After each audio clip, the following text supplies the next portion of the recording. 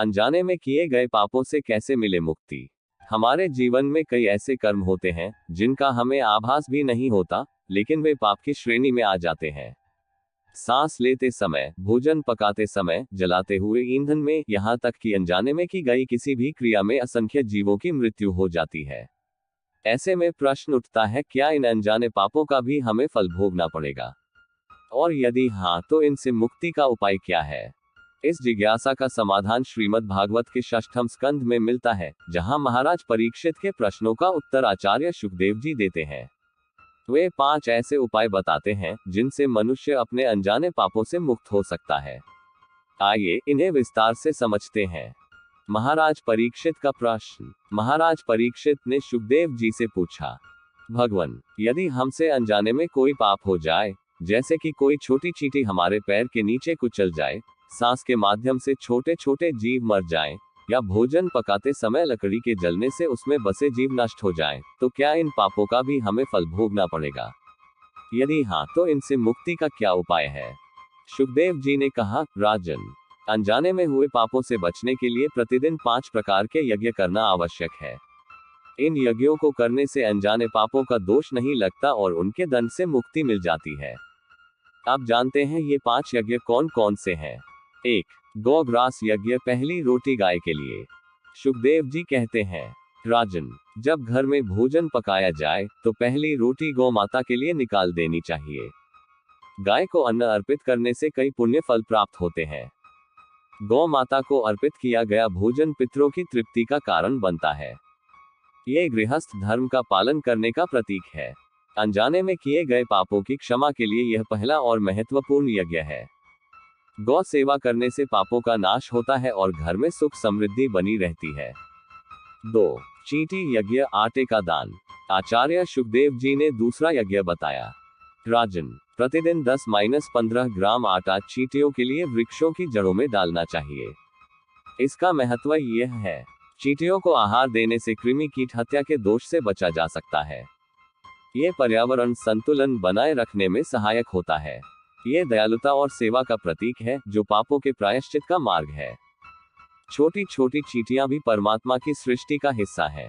उन्हें आहार देना हमारी आध्यात्मिक प्रगति में सहायक होता है। 3. पक्षी यज्ञ, दाने डालना। शुकदेव जी ने तीसरा उपाय बताया। राजन, प्रतिदिन पक्षियों को अन्न डालना चाहिए। इससे मिलने वाले लाभ। पक्षियों को अन्न देने से अन्नदान का पुण्य मिलता है। यह मानवता और दयालुता का प्रतीक है। अनजाने में हुई जीव हत्याओं का पाप कम हो जाता है।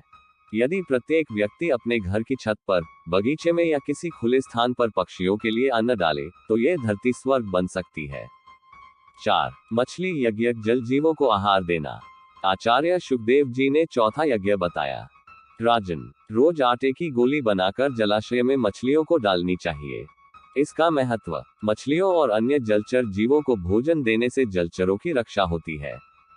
ये संतुलित पारिस्थितिकी तंत्र बनाए रखने में सहायक होता है। जल में रहने वाले असंख्य जीव अनजाने में मारे जाते हैं। ये यज्ञ उनके प्रति हमारा सम्मान प्रकट करता है। इस छोटे से कार्य से हम अपने जीवन में सकारात्मक ऊर्जा का अनुभव कर सकते हैं। 5. अग्नि यज्ञ, अग्निहोत्र का पालन। शुकदेव जी ने 5वां और अंतिम उपाय बताया। राजन, जब भोजन पकाया जाए तो रोटी के टुकड़े कर उसमें घी और चीनी मिलाकर अग्नि को भोग लगाना चाहिए। इससे होने वाले लाभ, अग्नि में समर्पित किया गया अन्न यज्ञ का हिस्सा बनता है। यह देवताओं की संतुष्टि का साधन है, जिससे घर में शांति और समृद्धि आती है। अनजाने में किए गए पापों से मुक्ति पाने का यह एक वैदिक तरीका है।